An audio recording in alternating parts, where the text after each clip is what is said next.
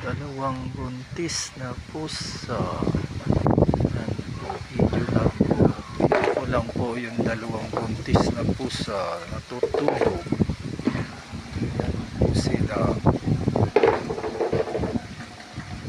Tutulog po ang buntis na pusa.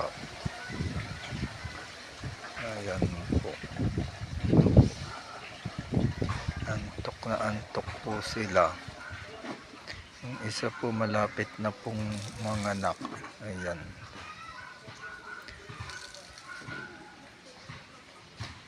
Malapit na pong manganak yung isa.